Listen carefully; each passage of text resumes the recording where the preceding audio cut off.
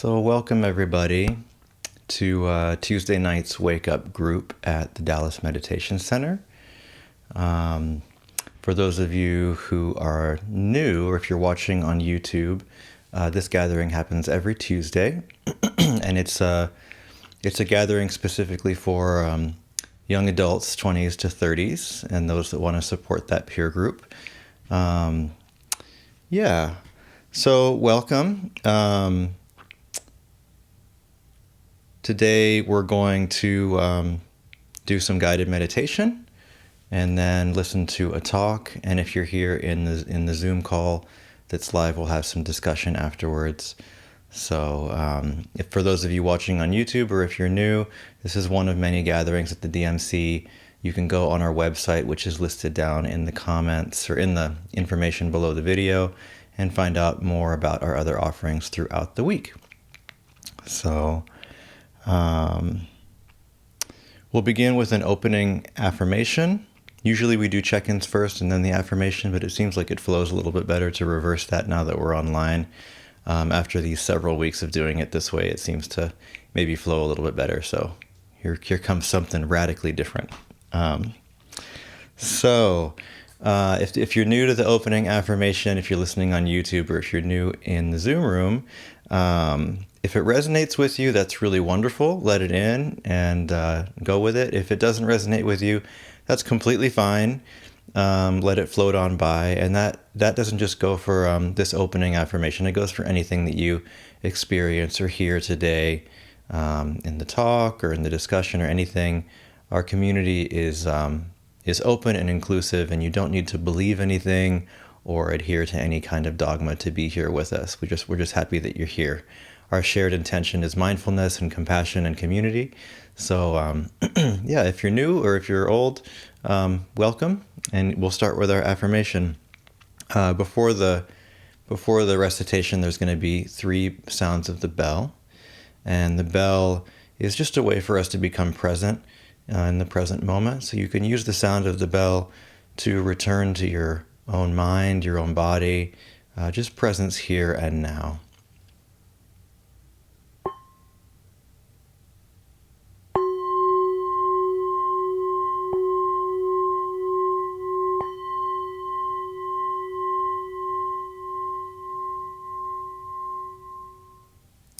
May we and all beings be happy and free.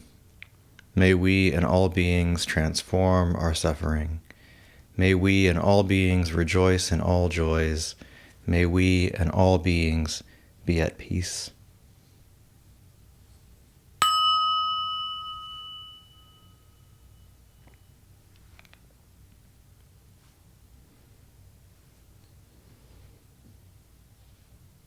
All right, so if you're watching on YouTube, the video is going to pause or skip for a moment as we do our check-ins in Zoom call.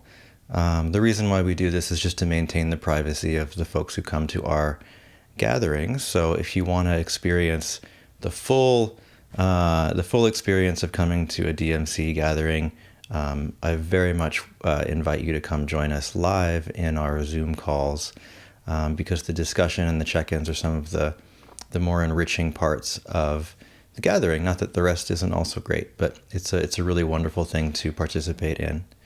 So I'm going to pause this for a moment. Okay. So now that check-ins were done, I'll introduce... Actually, before we do the talk, we're going to do the guided meditation first.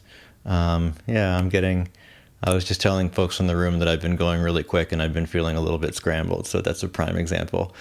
It's the middle of summer and we're locked inside the house and there's just a lot of energy going on. So, okay, we're going to meditate now. We're not going to listen to a talk now. We're going to meditate. So, find a position that's comfortable for you. You can be seated, you can be laying down, you can be standing. If you're laying down, the only caveat is really have the intention to stay awake. If it means slightly opening your eyes or fully opening your eyes, go ahead and do that. Whatever position you're in, if you can have an upright spine or a spine that's in line, That's really great. If you're sitting, find a place of comfort and stability wherever you are. Some position you can be still and calm in for about 20 to 25 minutes. So if you're seated, the back is upright. The neck is in line with the spine. You might imagine a thread coming from the top of your head, gently pulling the head up towards the ceiling. And then just really relax into the stability of the spine. Might be useful to check in with where the weight of the chest is being held. Really allow the spine itself to balance the weight of the chest so that you're not straining to stay upright. The eyes can be gently closed or open with a soft gaze without looking at anything in particular. The hands can be on the thighs or the knees, or perhaps in the lap with one palm inside the other.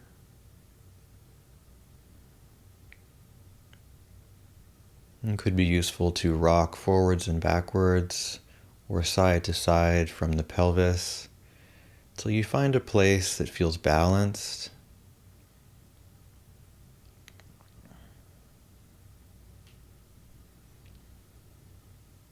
And now let's take a few deep intentional breaths, becoming aware of the sensations of breathing, the lungs expanding, chest, the ribs, the belly. On the exhale, releasing any obvious excess tension in the body.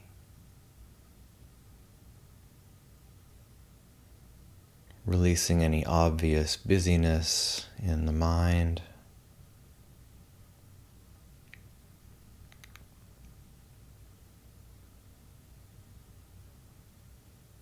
Perhaps taking a broad attention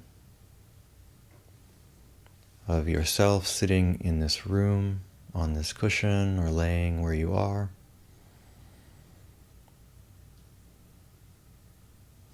And releasing all control of the breathing, settling into a sense of presence here with yourself.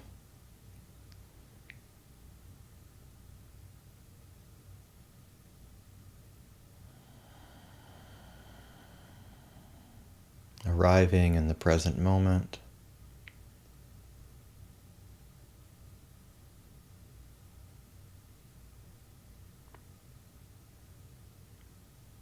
Allowing a natural curiosity towards experience to bring you here and now. What is it like to be here and now?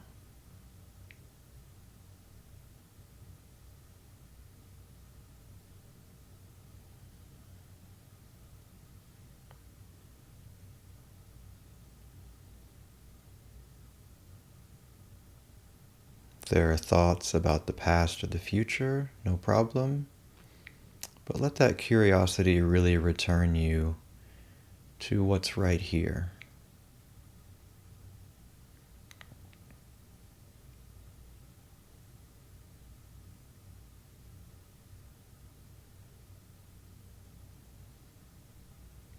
Placing attention on the breathing can be very stabilizing.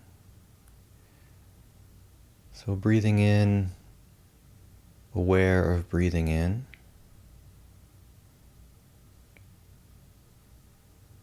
And breathing out, aware of breathing out.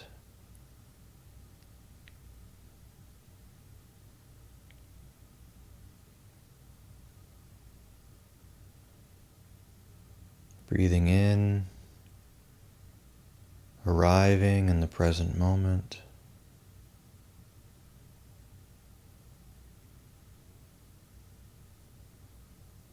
breathing out, noticing it is a wonderful moment.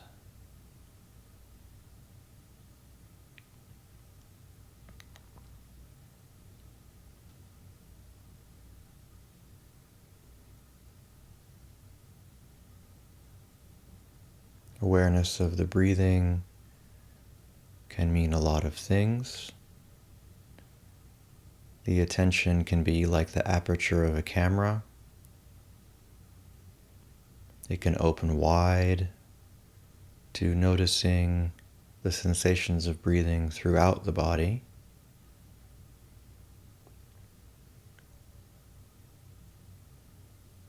Or that aperture can be more focused, perhaps noticing the sensations of breathing at the belly or the chest.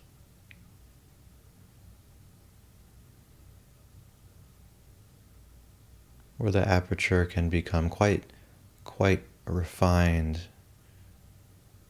and notice the sensations of breathing at the upper lip or the nostrils.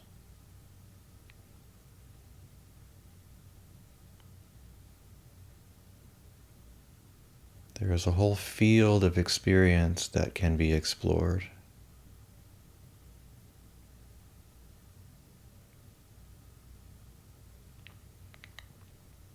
In general, it can be useful to choose an area or a field of focus and rest there with some continuity.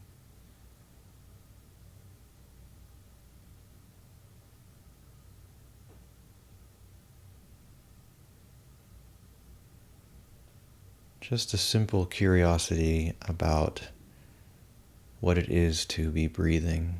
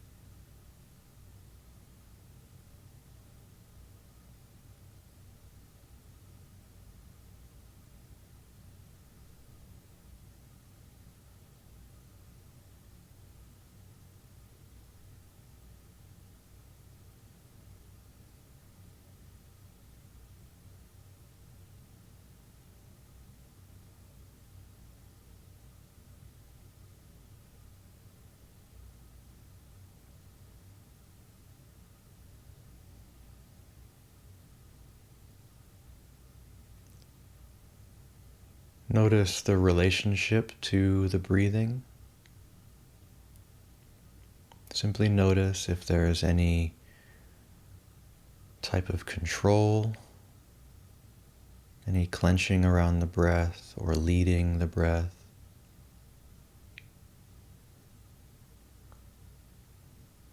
Or perhaps the attention's following a little bit behind the breath, maybe losing track, losing contact with the breath. Or perhaps the attention is resting right there with the breath, as though it's flowing with the stream of the breathing.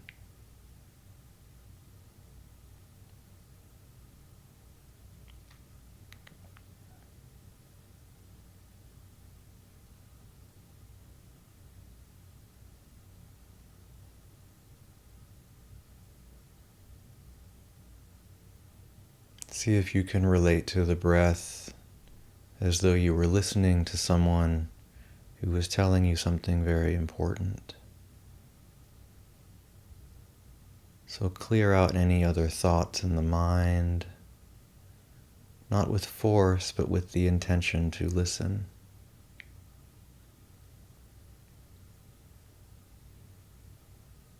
and allow the body itself to express an attitude of listening, of careful attention.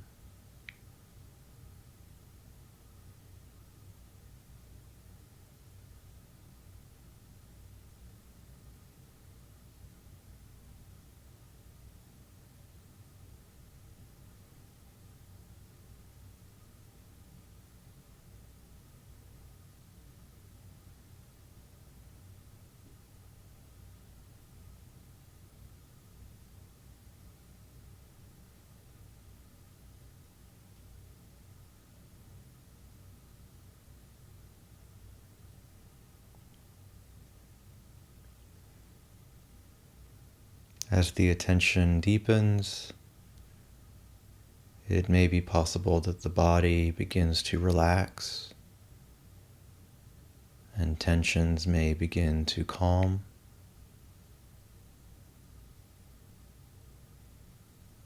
There's no need to force the relaxation.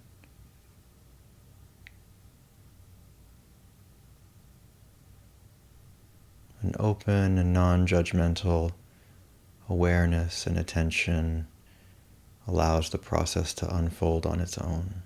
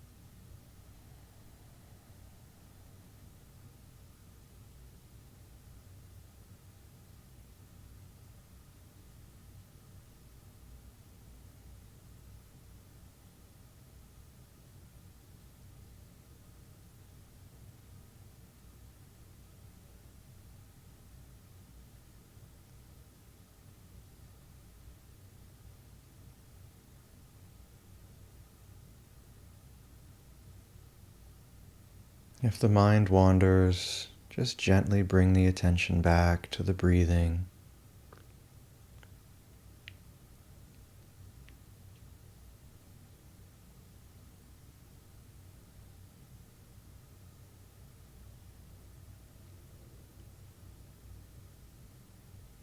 And if there are other elements in your experience, sensations in the field of the body, or particularly noisy storylines or emotions, concerns, see if you can meet them with an attitude of non-judgment.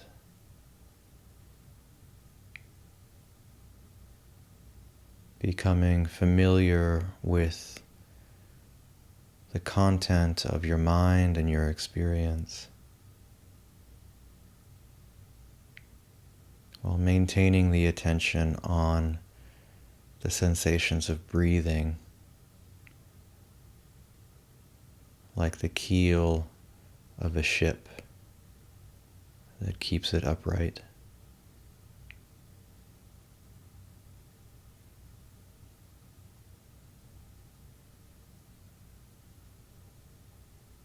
And see if you can welcome the present moment as it is with an attitude of friendliness and openness.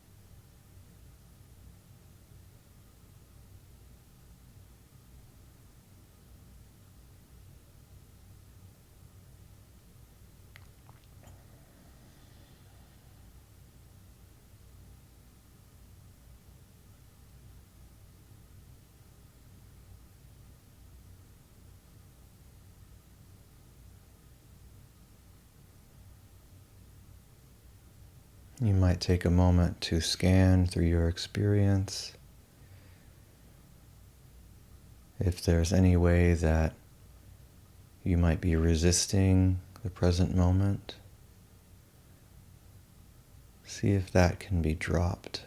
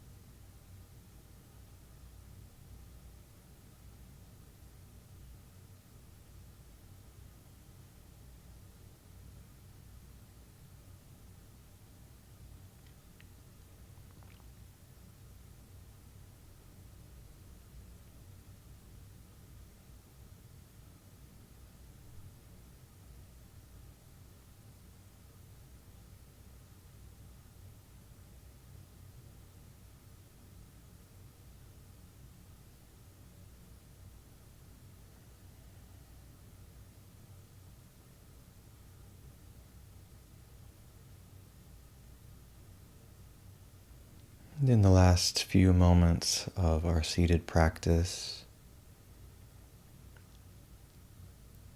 the invitation is to rest the awareness in the heart center,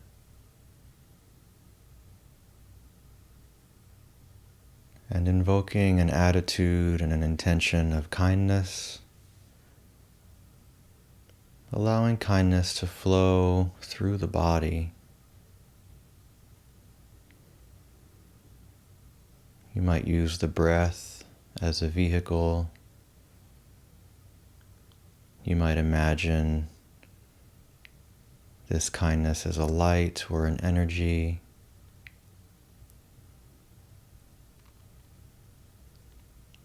But notice and exercise the ability to radiate kindness throughout the field of your own experience.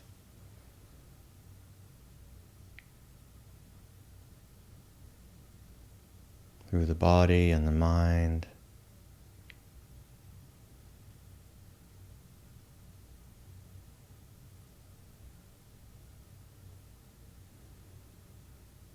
Perhaps imagining this kindness radiating out through your life, through your relationships,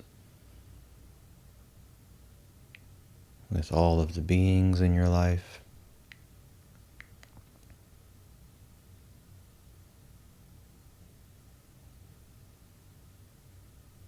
And that kindness extending to them as well, wishing them well.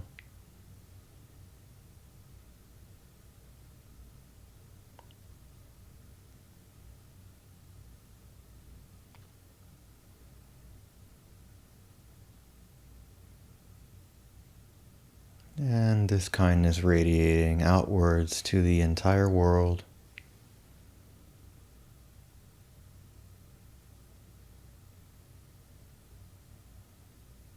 There may be specific places or people that seem like a good choice to send this energy to.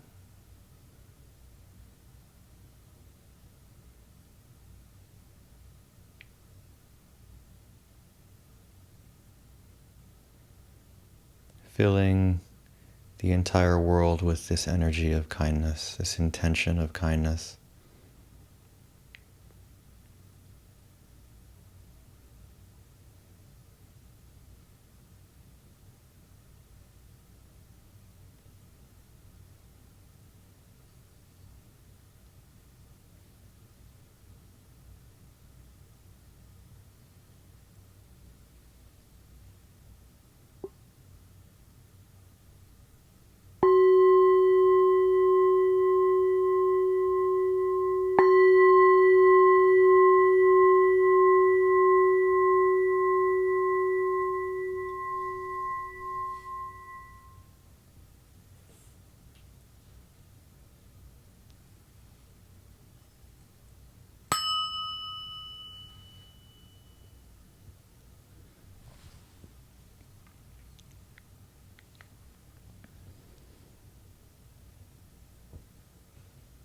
Thanks everyone for meditating together. Okay, so again, thanks for meditating together.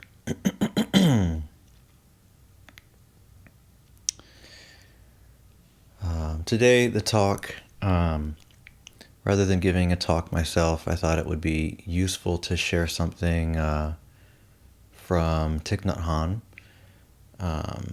The reason that I think it could be useful is that I've been noticing for myself, and I've had a couple of conversations with other people lately, that now that we're getting into the middle of summer, the sun's out, there's a lot of energy. I've been noticing a tendency to speed up and to get more involved in projects and to-do lists and all of that's really wonderful, but at the same time, it's easy to go a little bit too quick and lose track of mindfulness, lose track of that moment-to-moment presence. And what really struck me is when I do go back and I listen to teachings from Thich Nhat Hanh, there's the words that he's speaking on the one hand, which are incredibly useful, to practice. But then there's also the energy of the way that he is present, which is really remarkable. And sometimes just being witness to that kind of presence is really grounding and really reinvigorating to my own practice. So as much as for me as for you guys, I'd like to share a video that I found. Thich Nhat Hanh's talks can often go 2 hours long or even longer sometimes. But I found one that is a bit shorter, and it's really going back to the basics of our practice in a really clear and concise way. So I hope you enjoy it. I'm going to screen share it here in a moment, and then if you're here in the live Zoom gathering, we'll have a discussion afterwards. So yeah, I hope that you enjoy. Thank you.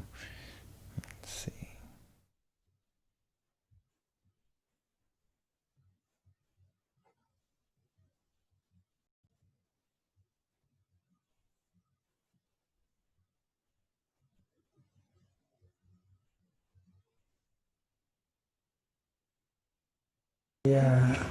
Learn the Gatha, I have arrived, I am home.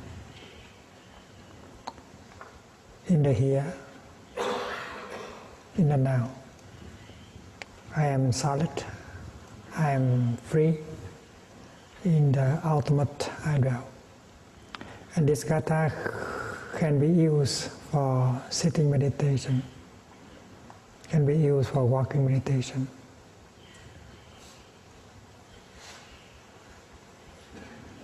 When you stand, you can also practice, I have arrived, I am home.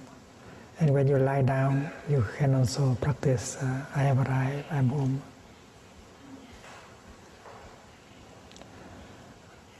At the end of the day, you like to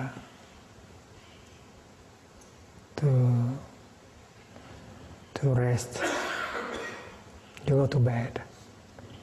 You lie down in your bed. And you may like to practice, I have arrived, I am home.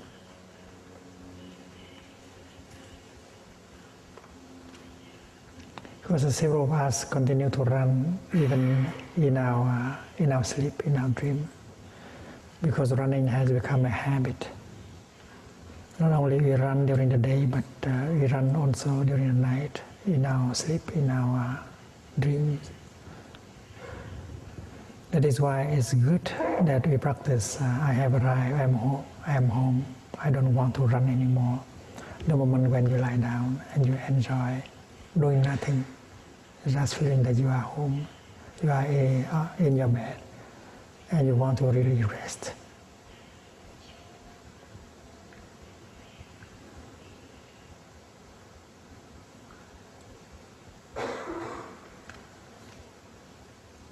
And you like to listen to the music of how you are breathing in and out.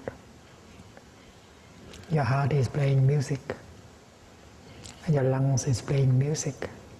You just tune to that kind of music. And whatever feelings and emotions arise, you allow that music of breathing to embrace it. And like that you can enter your sleep peacefully.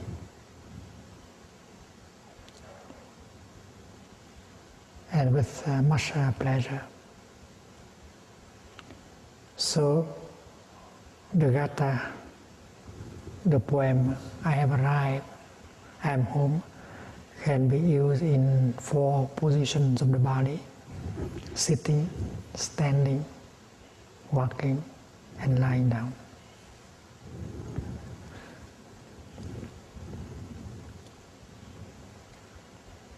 And that is the practice of stopping. The practice of stopping is very crucial in the Buddhist tradition.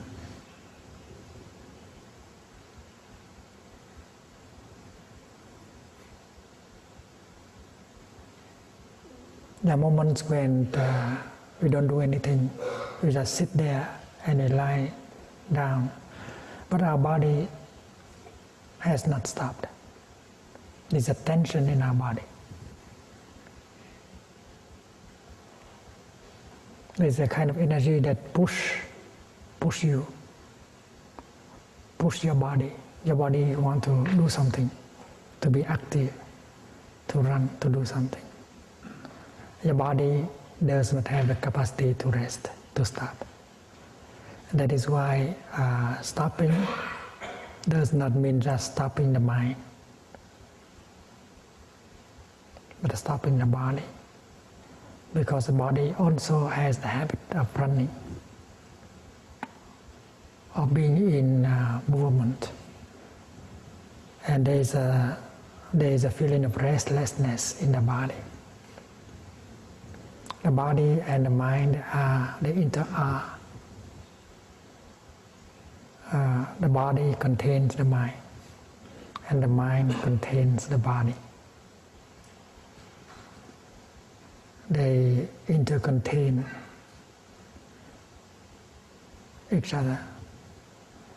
That is why helping the body to stop, you can help the mind to stop also. And helping the mind to stop, you help the body to stop. You practice with body and mind at the same time, not just with the mind. That is why meditation includes the body. You don't just meditate with your mind. You meditate with your body. And the Buddhist term for stopping is shamatha.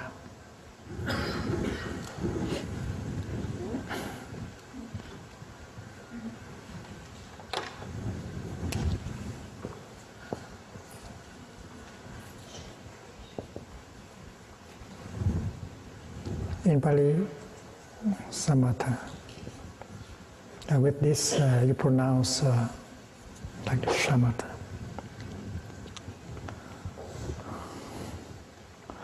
And the first meaning of shamatha is stopping.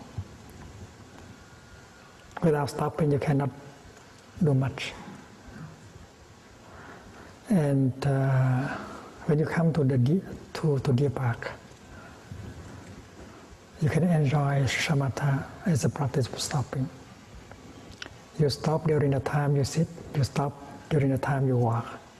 You even can stop during the time you run. We have jogging meditation. And while you are running, you have already stopped. Because you are not running after something. No. You are not searching for anything at all. You are completely at ease in the present moment. And that is the meaning of shamatha.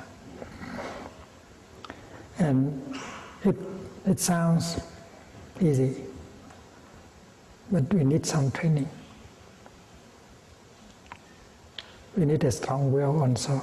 We need a big desire in order to be able to stop. Because the habit of running is very strong in us, in our body and in our mind. And the habit of running, the habit energy might have been transmitted by our parents.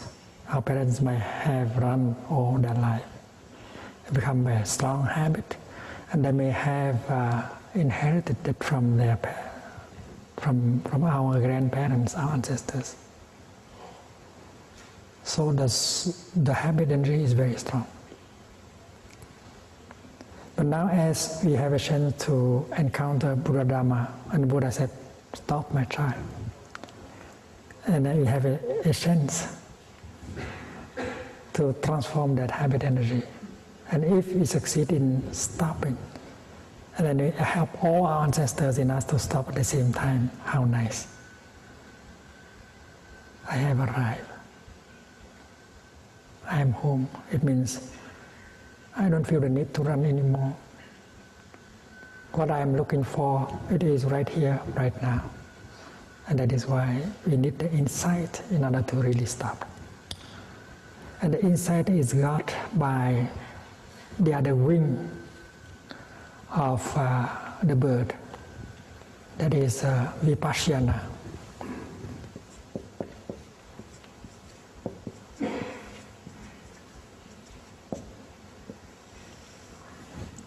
Vipassana is the practice of looking deeply in order to get insight.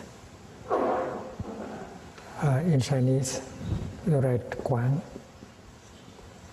and Shamatha, you write Ji.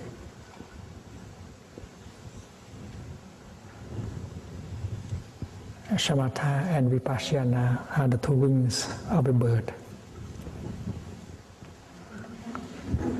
And they transport us on the path of insight and stopping.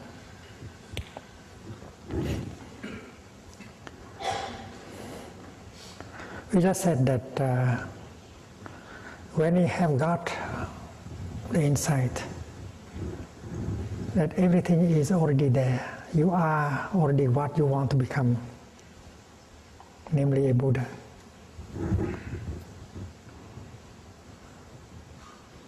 And then you feel that there is no longer any need to run. That is why the insight allows you to really stop. Without the insight, no matter how hard you strive, you cannot stop. That is why shamatha is not possible without vipassana, and vipassana is not possible without shamatha. Imagine a bird flying only with one wing. It's very difficult.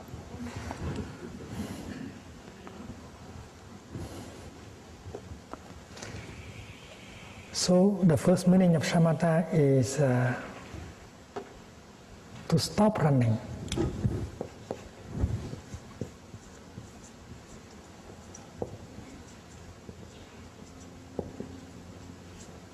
To stop altogether the running. And when we are in a retreat like this one, it's a good opportunity for us to learn how to stop. We may have some wound in our body. We might have a cancer. We may have something like that in our body. We may have a wound in our soul, in our consciousness. We may have some despair, a lot of injustice, a lot of anger. If you're deeply wounded, and we have come with all these wounds in our body and in our consciousness, we want to heal. And healing is possible with the practice of stopping. If you don't know how to stop running, the healing cannot take place. And that is why the purpose of shamatha is help you to heal. When you breathe in such a way that make the healing possible. Because your in-breath is not a fight, an act of fighting. Your in-breath is an expression of arrival. I have arrived.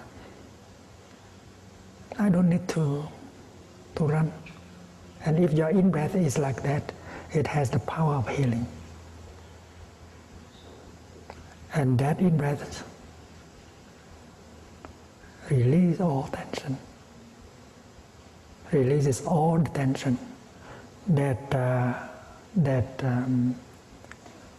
in-breath allow your body and your feeling to relax. As the Buddha said, breathing in, I relax my body.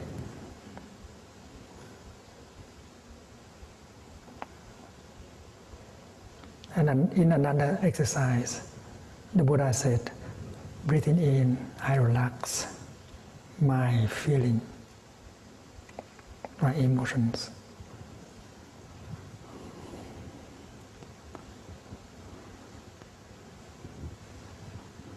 An tịnh tâm hành.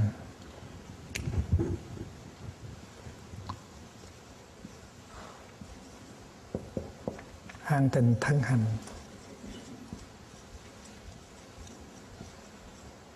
Thich Nhat Hanh means your body.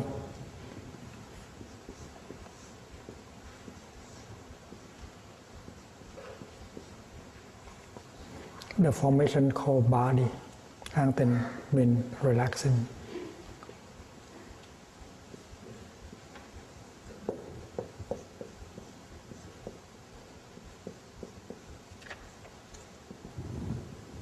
Breathing in, I relax my body.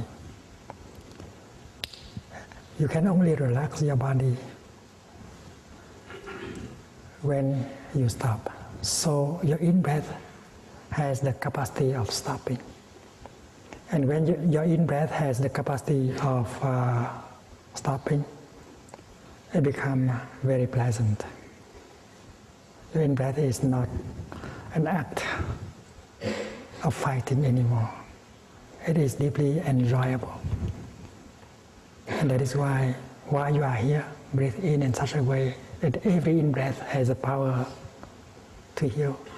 Every in-breath allows your body to heal.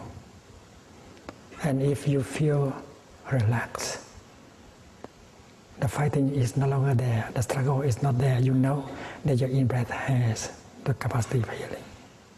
And you have faith in it. You have faith in your in-breath. You don't have faith, you don't need to have faith in the Buddha or in God. You need to have only the faith in your in-breath because you know your in-breath well. It is you who know whether your in-breath is relaxing, is helping you to stop altogether, whether your in-breath allows your body to be free from tension. And if you can breathe in like that, you can touch your in-breath in depth, and you know that your in-breath has the power of healing.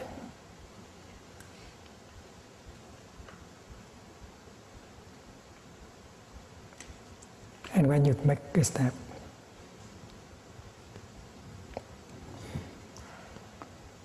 in mindfulness, a step that can bring you home to the here and the now, a step that can help you stop altogether the running, a step that can allow your body to relax completely. You know that step has the power of healing, and you can afford yourself one step like that, 2 steps like that. Walking from the upper armlet to the lower armlet, you might make several steps like that. 50, 100, 200 steps, and every step brings healing. Why don't you do that? And each step is a healer. And when you make step like that, you don't have to struggle at all, because making a step is not an act of struggling, an act of fighting. It is total surrendering. You surrender yourself to the present moment. You surrender yourself to the power of healing that is inherent in your body and in your consciousness. Because you need to believe in the power of healing of your body and of your consciousness. Nature has the power of healing.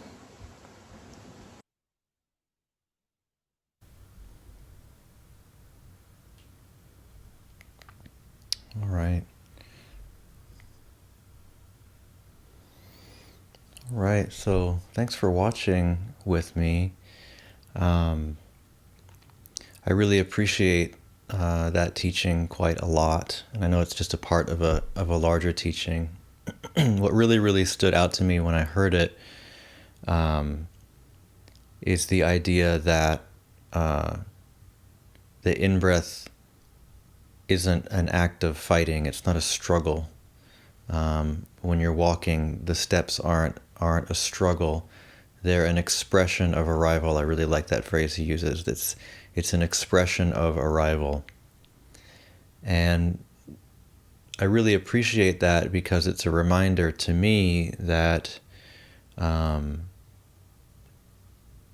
that mode of living is possible. In the past several days, or it comes and goes, I'm sure, like for many of us, I get the sense that I need to get somewhere before things are okay. And I think particularly in this time where so many things are up in the air, so many things are unknown in the realm of our health, our community, our politics, our international relations, our ecology. You can name pretty much any major area of human experience right now, and there's a lot of unknown going on. And I watch in my own mind this sense of, well, I need to have my plan together. I need to somehow make some kind of plan for security for the future, to kind of pin things down, make sure that things are going to hold together. And while that's all useful, there can be an energy that comes along with it that might be getting in the way of being happy now. Because I don't know if I'm going to be alive in 12 hours or 24 hours or a week from now. And what really counts is now. So what his teaching here is bringing up for me is that while there may be all of these things to do, I can do them from a place of being here. Like this, I've arrived here. Like this moment is the culmination of every moment that's ever happened in the universe. Like the work has been done. Here we are. And moving forward, we can move forward with the energy that we want to manifest in our future. That energy is what we can manifest now. We don't need to wait until tomorrow to experience peace or to experience a sense of expansiveness or okayness. That we can actually, by arriving here fully, we have access to that already.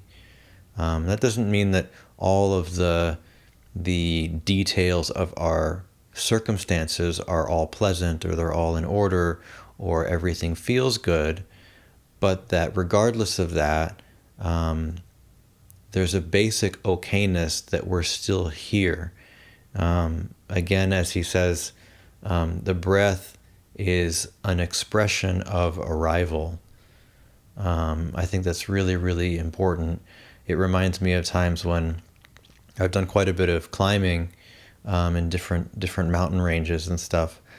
And one thing that has really, really sunk in that I do when I'm climbing a big hill is never think about getting to where you're going.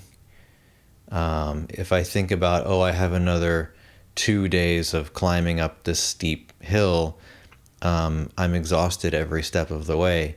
But if when I'm climbing, I literally feel like I'm arriving with each step, there's just no exhaustion. It's totally, you can hike for hours and hours and hours, and because you're always arriving, you can stop on a dime and look at a flower. You can stop and listen to a bird because your mind isn't charging you forward at full speed. There's not a momentum, this rush. Every step can really be an arrival, so there's really a presence. And I would find that I could walk a lot longer. I'd get there sooner than I thought I would get there half of the time. But there's not the stress and strain of reaching out after something far away in the future. So that really resonates with what he's saying about stopping and being present. So yeah, other than that, I think I'll just let the video speak for itself. And if you're here in the Zoom meeting, we're going to have a discussion in a moment. I'm really curious what people's experience and thoughts and resonances are. If you're out there in internet land and watching on YouTube, thanks for joining us for the talk. I'm going to put the video on pause, and we'll be back after the private group discussion, which if you come to our live meetings, you can be a part of, and you're very welcome and invited. But for now, I'm going to pause the recording, and we'll be back with our closing after we're done with the discussion. Okay, thanks everybody who participated in the discussion.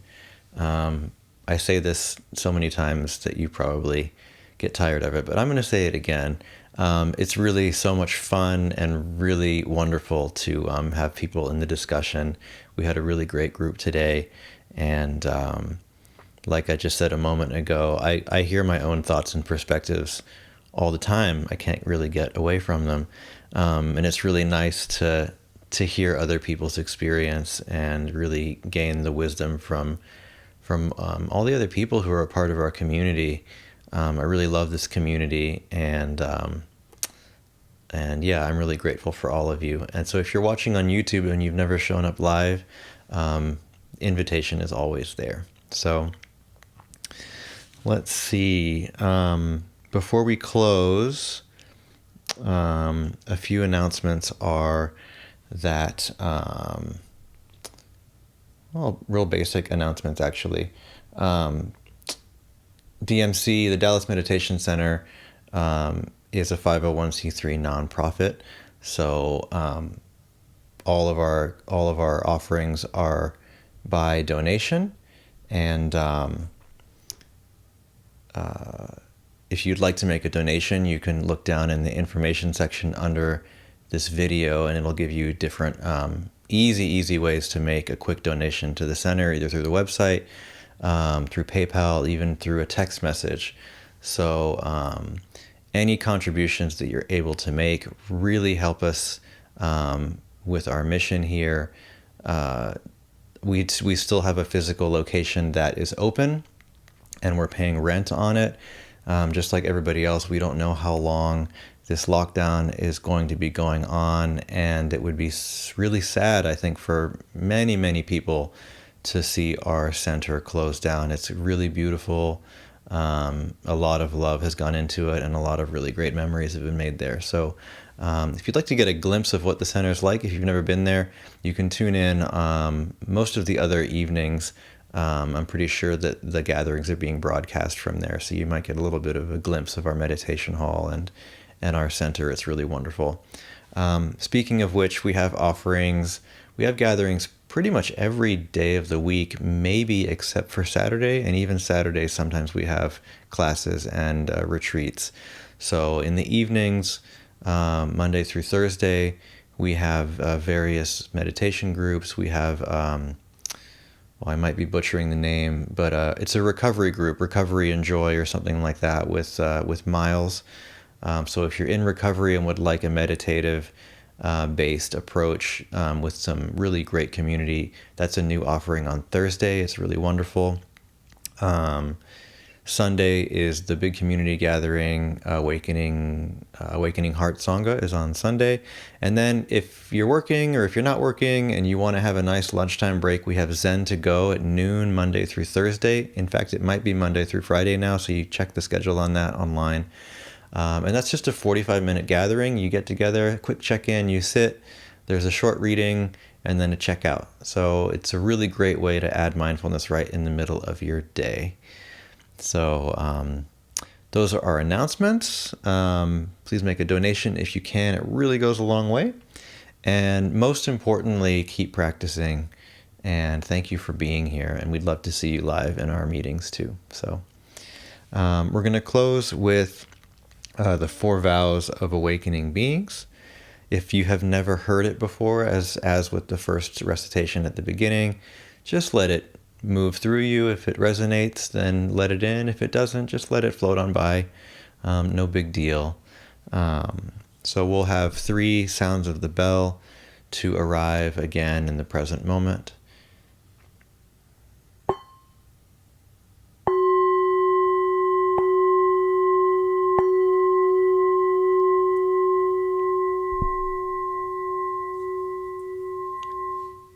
Countless beings we vow to free, ceaseless afflictions we vow to end, limitless truth doors we vow to open, the deepest paths of awakening we vow to realize.